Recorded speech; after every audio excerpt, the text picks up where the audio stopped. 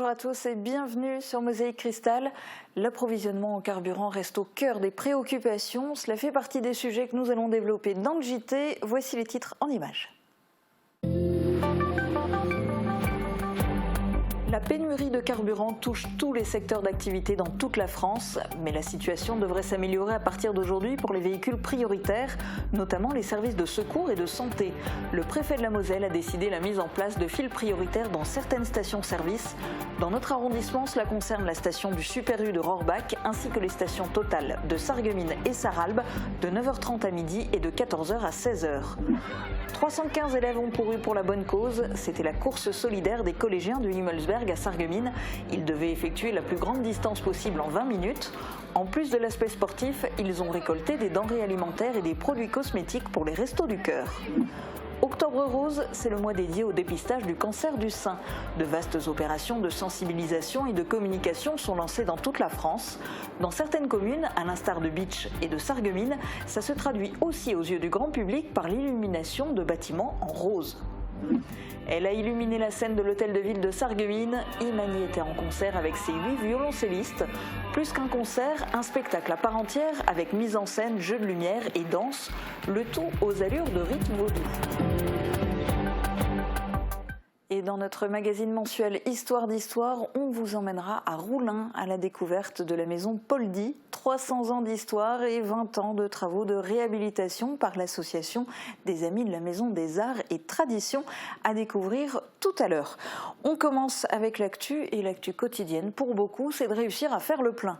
L'approvisionnement en carburant est de plus en plus compliqué avec les salariés en grève dans les raffineries françaises, ce qui oblige tous les conducteurs à trouver des solutions, y compris pour les véhicules de secours. Depuis aujourd'hui, des files réservées ont été mises en place dans certaines stations-service en Moselle pour les services prioritaires. C'est le cas au Super U de Rohrbach-les-Bitches. Reportage d'Emilia Zeel et Thibaut Desmerlet. Les ambulances privées et le SAMU sont logés à la même enseigne que les particuliers quand arrive le moment de faire le plein de carburant. L'entreprise AVS Santé possède 25 véhicules sur le pays de Bitche qui font environ 8000 km par jour, ce qui représente un plein par jour et par voiture. Ils essaient donc de trouver des solutions pour économiser leur carburant et pour que les patients soient le moins impactés possible. Là où on est impacté, c'est par rapport aux patients. On doit trouver un arrangement en fait, pour pouvoir faire rouler plusieurs patients en fait, en même temps, parce que du coup, on peut pas on essaye de limiter un peu les trajets, quoi. Benjamin Calonne, aide-soignant et ambulancier du SAMU à l'hôpital de Bitche, et ses collègues ont eu la chance de ne pas subir la pénurie au moment de faire le plein. Pour éviter une mauvaise surprise, les réservoirs de leurs 2 véhicules d'intervention sont toujours remplis au minimum aux 2 tiers. Avec ces difficultés d'approvisionnement en carburant, la préfecture avec plusieurs stations de services partenaires dans la Moselle ont mis en place une file réservée aux services prioritaires. C'est le cas au Super U à Rohrbach-les-Bitches. J'ai eu pas mal d'échanges justement sur la pénurie de ces derniers jours avec la gendarmerie qui m'ont demandé si j'étais ouvert pour pouvoir mettre une file prioritaire. J'ai tout de suite dit oui parce qu'en fait je trouve que les services prioritaires c'est ceux qui nous aident au quotidien, quels que soient les métiers. Un membre du personnel du supermarché s'occupera de la gestion de la nouvelle file en place. Là, on a mis une barrière en place, effectivement, avec une astreinte, cette file prioritaire dédiée aux véhicules de 9h30 à midi, de 14h à 16h, où une personne sera d'astreinte. Si un véhicule arrive, ils ont un numéro de téléphone, ils nous appellent et on ouvre la barrière. La station-service enregistre une consommation énorme avec 70% de volume en plus. Avec cette fréquentation, les usagers doivent laisser la file prioritaire accessible et se ravitailler qu'en cas de nécessité absolue. La liste des catégories prioritaires est affichée dans les différentes stations. Sport et solidarité. Hier matin, au collège du Himmelsberg à Sarreguemines, toutes les classes ont participé à une course au sein de l'établissement et en parallèle, les élèves ont récolté des denrées alimentaires et des produits cosmétiques pour les Restos du Cœur. Reportage de Marie-Morgane Pires. 315 élèves ont pris le départ de la course solidaire du collège du Himmelsberg. Leur objectif, courir pendant 20 minutes en effectuant le plus de tours possible. Un parcours de 500 mètres a été créé au sein même de l'établissement. Plus qu'un défi sportif, c'est bien la solidarité qui est mise en avant lors de cette matinée. Elle se traduit d'une part par les collégiens qui se soutiennent entre eux pour donner le meilleur d'eux-mêmes. On se dit qu'on a atteint le but qu'on s'est fixé, c'est-à-dire développer un petit peu ce sens de la collectivité, du vivre ensemble, effectivement des valeurs aussi, de comprendre qu'on a tous des possibilités différentes, mais que ça n'empêche pas l'amitié, la solidarité, et puis on en fait un peu une grande fête aussi. Allez, Tam, tranquille dans la montée, accélère pas. Des élèves ayant participé au cadet de la sécurité civile étaient postés le long du parcours pour aider leurs camarades qui rencontraient des difficultés pendant l'effort. Allez, Raph, continue, c'est bien. Solidarité aussi en intégrant parmi les groupes des jeunes de l'IME, l'Institut médico-éducatif de Sarreguemines, et de l'ITEP, l'Institut thérapeutique, éducatif et pédagogique. Solidarité enfin, car pour cette seconde édition de la course, une nouvelle association est mise en avant. Après la Ligue contre le cancer l'an passé, cette fois, les élèves ont récolté des denrées et des produits qu'ils ont remis au Resto du Cœur. Sarreguemines se pare de rose. Le mois d'octobre est depuis plusieurs années choisi par la Ligue contre le cancer pour sensibiliser le plus grand nombre de personnes au cancer du sein. C'est aussi l'occasion d'inviter les femmes à se faire dépister. La ville a décidé de porter aussi cette couleur. La nuit tombée, plusieurs bâtiments sont illuminés en rose. L'hôtel de ville ou encore le casino des Faïenceries par exemple. Et pour rappel, la ville organise aussi mardi 18 octobre une conférence sur la prévention et le dépistage du cancer du sein. Rendez-vous au casino des Faïenceries à 18h. Et puis Beach aussi porte les couleurs d'Octobre Rose pour cette 29e édition. Cette année, un seul bâtiment est éclairé dès 20h. Il s'agit de l'hôtel de ville. Malgré le coût lié à l'énergie, la commune a tenu à participer encore une fois à ce mois de sensibilisation au cancer du sein qui est le plus fréquent chez les femmes. En plus de ces illuminations, les habitants pourront participer à l'événement Aquarose qui se tient tout le mois d'octobre dans les piscines de Rohrbach et de Beach. Une soirée spéciale avec restauration sera organisée le 21 octobre à la piscine intercommunale de Beach à partir de 17h. Ces animations sont mises en place par la communauté de communes du Pays de Beach. Elle faisait partie de l'équipe de France de saut en hauteur. Elle a été mannequin. Elle est devenue chanteuse de tubes planétaires. L'auteure, compositrice, interprète Imani a fait étape à Sarreguemines avec ses violoncelles vaudou pour un concert programmé dans le cadre de la saison culturelle de Sarreguemines. Mais qui a dit qu'il fallait être assis pour jouer du violoncelle ? Imani bouscule les codes. Reportage. Heaven help me when you call my name. It's like a little prayer. I'm down on my knees. I wanna take you there in the midnight hour. I can feel your power. So like a prayer, and no, I'll take you there. Un concert d'Imani, c'est une invitation à un rituel d'Afrique de l'Ouest. Sur scène, la prêtresse et ses 8 vaudous, alias Imani, et ses musiciens, 8 violoncellistes vraiment à part. Et donc j'ai auditionné tous les violoncellistes de France, je crois. Et quand j'ai trouvé la bonne équipe, je leur ai dit « Ok, qu'est-ce qui se passe si je vous enlève la chaise ?» Ils ont fait Donc ils m'ont dit Imani, enfin le violoncelle, cet instrument ancestral, ça se joue assis. J'ai dit ouais, ok, mais qu'est-ce qui se passe si je vous enlève la chaise? Il se passe que ils ont un peu lutté. Je vous dis pas, ils ont pas fait ça comme ça. Ils ont dû tout réapprendre. C'est comme réapprendre à marcher. Il y en a, ça fait des années qu'ils ont appris à jouer assis. Et moi, je leur demandais de jouer debout, mais ils l'ont fait quand même. Et résultat.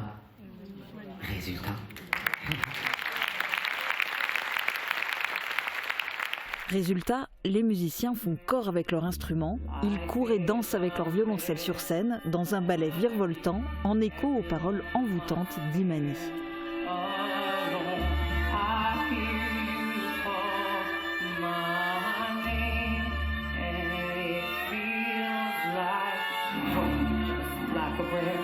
Your voice can take me there, just like you to me.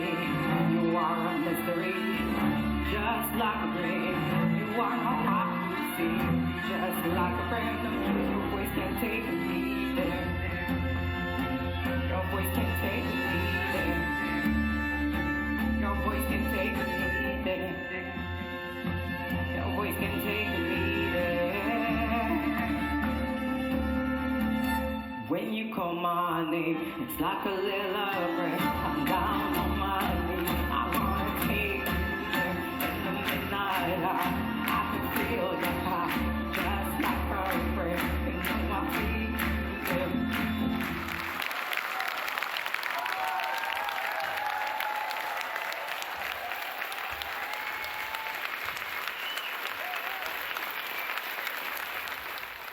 Prochain spectacle de la saison culturelle de Sarreguemines ce week-end, du théâtre, samedi à 20h à l'Hôtel de Ville, avec Jean-Louis Debré et Valérie Bochneck dans la pièce « Ces femmes qui ont réveillé la France » et de la chanson dimanche à 16h au Casino des Faïenceries avec Manigeot Tour de France dans le cadre du festival Mireille de Plate. Pour le moment, il est temps de jeter un œil à la météo avant de s'intéresser à la Maison des Arts et Traditions de Roulin. Protégez et mettez en lumière votre maison avec toutes les nuances de crépi proposées par Modèle Habitat. Retrouvez votre programme avec le Crédit Mutuel, partenaire des grands événements de votre région. Une banque qui appartient à ses clients, ça change tout. Bonjour à tous. Demain, très peu de chances d'apercevoir le soleil au cours de cette journée qui se déroule sous un ciel couvert. Les pluies généralement faibles sont temporairement plus marquées en fin de journée. Le thermomètre indique 11 degrés le matin, 16 degrés l'après-midi. Demain, souhaitez une bonne fête au juste. Le soleil se lève à 7h54 et se couche à 18h47. Bonne journée sur Mosaïque Cristal. C'était votre programme avec le Crédit Mutuel, partenaire des grands événements de votre région. Une banque qui appartient à ses clients, ça change tout. À partir du 1er novembre, nouvelle réglementation pneus hiver. Faites confiance à Speedy. Pour vos pneus, faites confiance à Speedy, 34 rue Maréchal Foch à Sarreguemines. La Table de Véro, votre restaurant cosy, chaleureux et convivial à Haute-Villers. Régalez-vous avec des plats gourmands, faits maison, à base de produits locaux. Notre sympathique équipe vous accueille les lundis, jeudis et tous les week-ends pour un repas réussi entre amis ou en famille. La Table de Véro, l'adresse incontournable à Haute-Villers.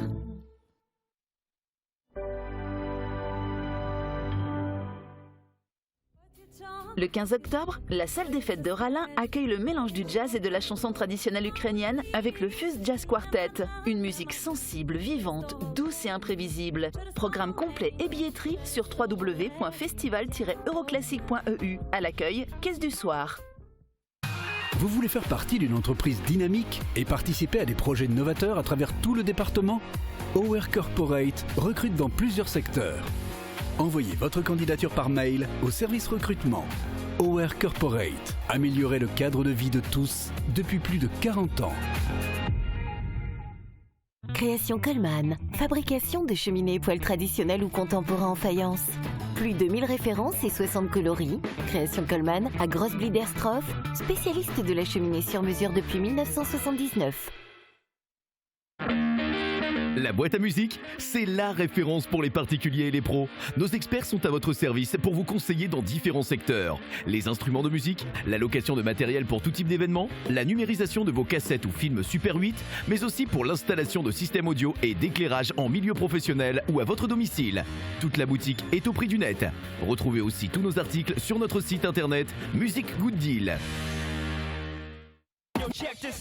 Pour la carrosserie, la mécanique et le diagnostic des véhicules Renault Dacia et autres marques, ainsi que pour l'achat et la pose de vos pneus, et pour le dépannage 7 jours sur 7 et 24 heures sur 24. Les garages Schwind à Sarreguemines et Rohrbach sont à votre service depuis 1971.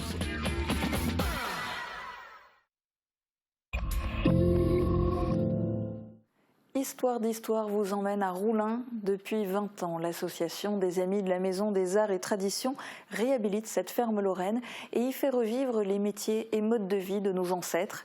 Un livre retraçant cette belle aventure vient de sortir. Vous pouvez vous le procurer à l'Office de tourisme Sarreguemines Confluence. Et sans plus attendre, plongeons ensemble dans le passé.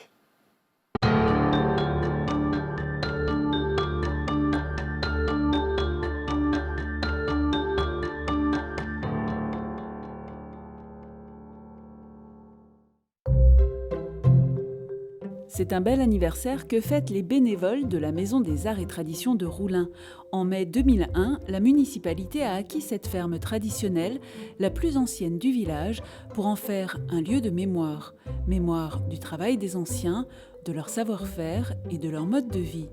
L'AMAT, l'association qui a travaillé sur ce projet depuis 20 ans, ne peut que se féliciter du chemin parcouru. Voici l'histoire d'une petite maison qui occupe une grande place dans le village.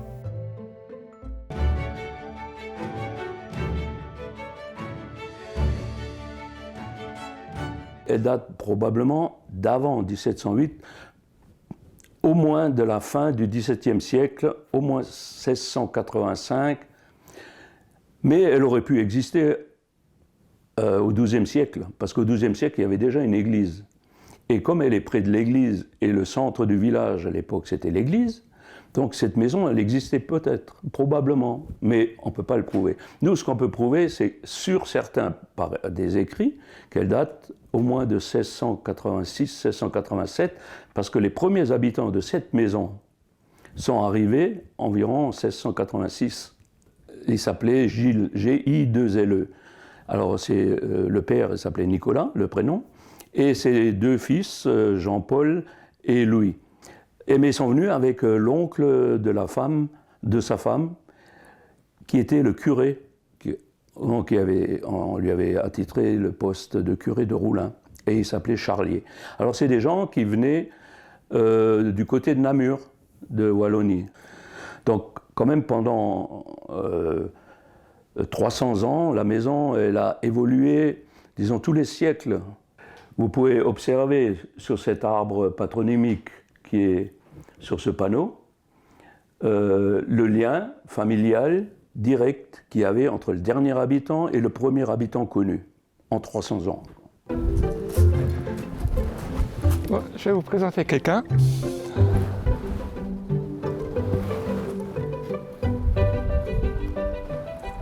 Voilà, Paul Dy. Paul Dy, son vrai nom c'est Joseph Young, c'est le dernier occupant de la maison. Il est décédé en l'an 2000 et c'est après qu'il était décédé que la commune a racheté la maison et l'association a été créée 2 années après, 2002, pour en faire un musée, ce qu'il en est aujourd'hui. Donc Paul Dy de nom Joseph Young, c'était un peu un original. Il était célibataire, c'était un original, du moins ce qu'on peut dire. Hein. Tout le monde le voit encore avec son vieux vélo ou son tracteur pour aller à Sarreguemines faire ses courses. Alors, il a vécu avec sa maman qui est décédée en 1975 et après il était tout seul. Et il n'a pratiquement plus rien fait dans la maison, ça fait qu'elle est restée vraiment entre guillemets dans son jus. Et, comme elle était il y a 2-3 siècles même.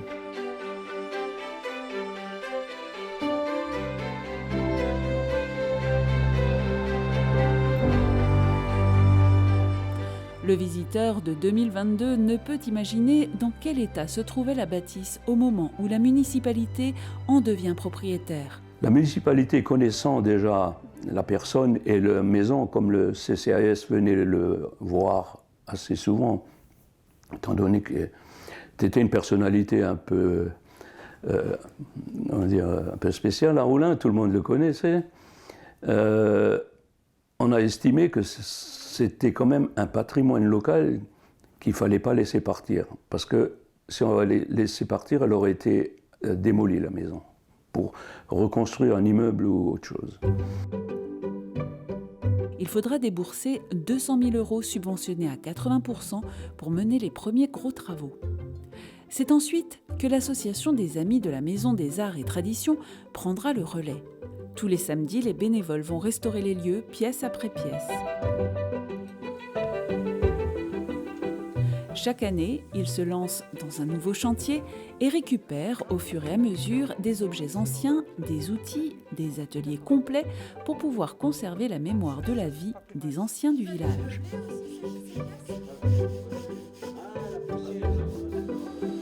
Aujourd'hui, chaque partie de la maison a été restaurée jusqu'au jardin qui n'était au départ qu'une jungle impénétrable.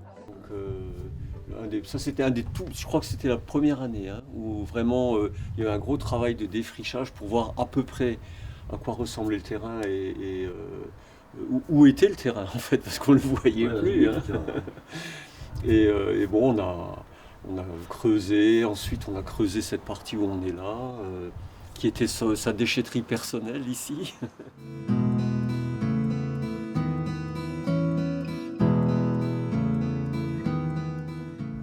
Bonjour, je vous accueille à la Maison des Arts et Traditions de Roulin.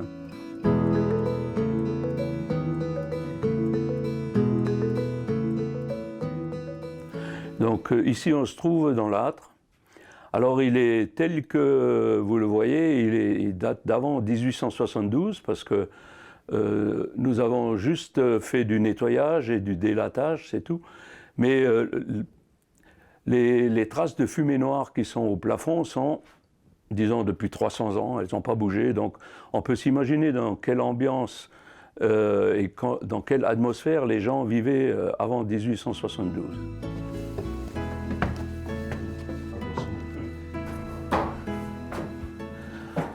Et ici, on pouvait trouver également des gens qui dormaient à côté du conduit de cheminée. Donc on peut constater qu'il y avait également un lit. Donc là, nous avons mis un coffre, mais qui servait également de couche, quoi. Là, nous sommes dans la chambre à coucher. Donc, sur le même principe des autres, nous avons tout décrépit. Nous avons réhabilité et restauré cette pièce. On vous présente des lits lorrains typiques. Alors, il faut savoir que 95% des dons qui ont été... C'est des dons, les matériels, les objets, les meubles. Voilà. Dans cette pièce, ça c'est la dernière pièce qu'on a réussi à réhabiliter. Et finalement, à partir de là, la maison elle sera terminée pour tout ce qui est intérieur. Alors, on a voulu en faire une salle d'exposition. Bon, vous pouvez observer deux maquettes. La maquette de l'église qui a été reconstruite après 1924, avec le cimetière autour.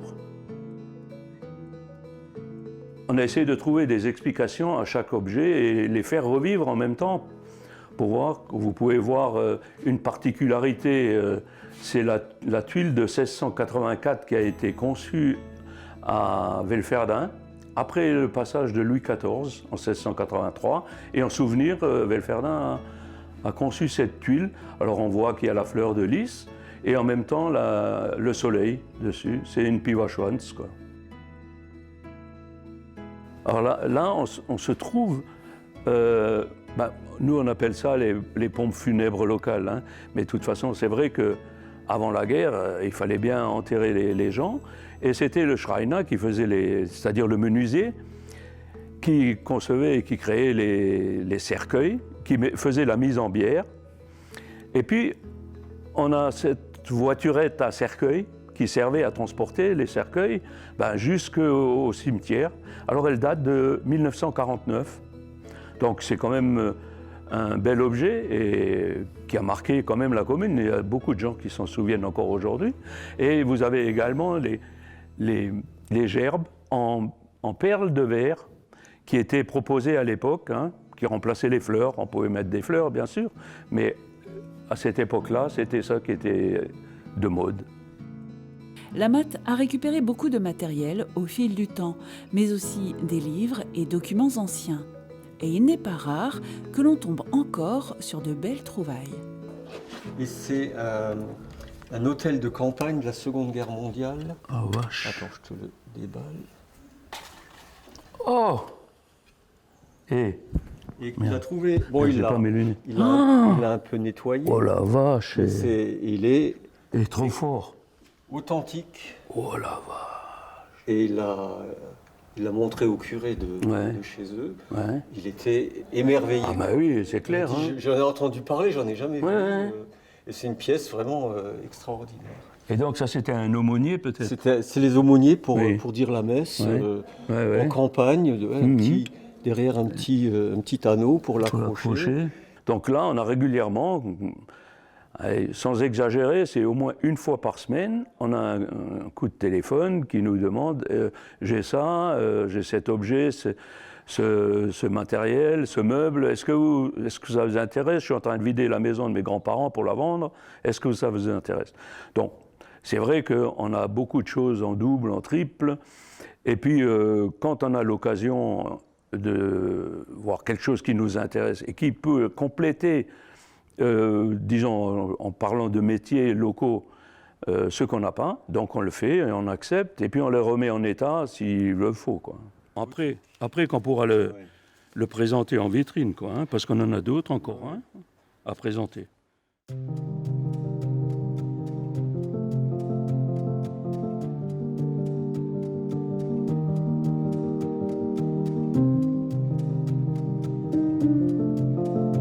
Dans la grange, ce sont les métiers d'autrefois qui s'exposent.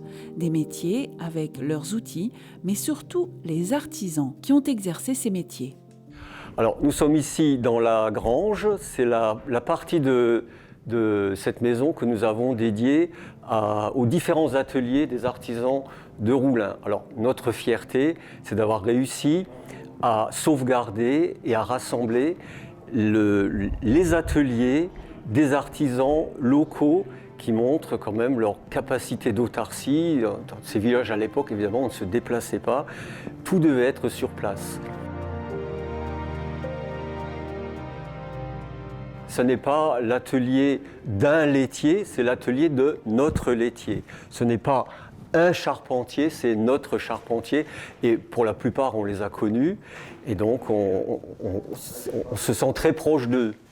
Et puis c'est aussi un plaisir de côtoyer ces outils. On imagine leurs grosses mains calleuses, capables de faire des objets extrêmement délicats, travailler avec précision. Et ben nous, on est toujours un peu émus en touchant ces objets qui ont traversé, pour certains, les siècles, et on les prend en main, et c'est toute une histoire qui défile sous nos yeux. Alors, on a un charron de Harren, mais nous avions notre charron, quand même, non. Nous avions notre charron. Mais on a un atelier de bourrelier qui est à l'étage. Alors, celui-ci, effectivement, de mémoire, on n'avait pas de bourrelier. Alors, petit rappel, le bourrelier, c'est celui qui fabriquait les harnachements, les colliers, les selles, c'est-à-dire tout ce qui était en cuir, et tout ce qui était rembourré. Et donc le bourrelier, ça allait jusque à la literie, c'est-à-dire les matelas, les sommiers, qui faisaient partie également de ses activités. Allez, vas-y.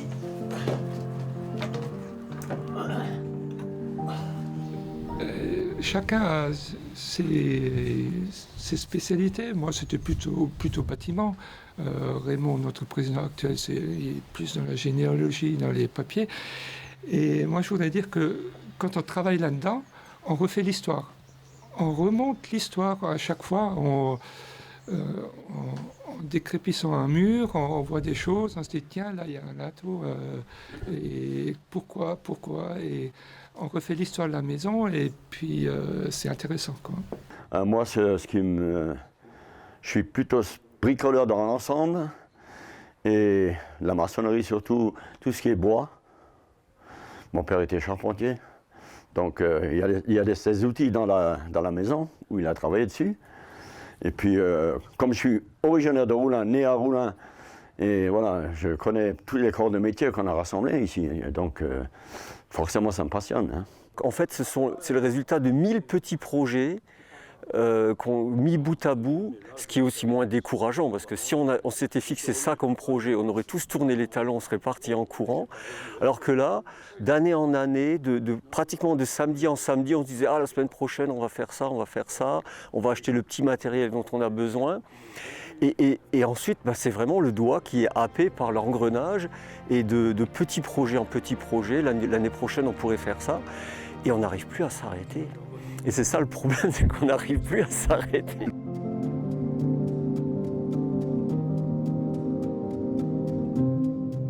Même si aujourd'hui les travaux sont finis, la mat, elle, n'en a pas encore terminé.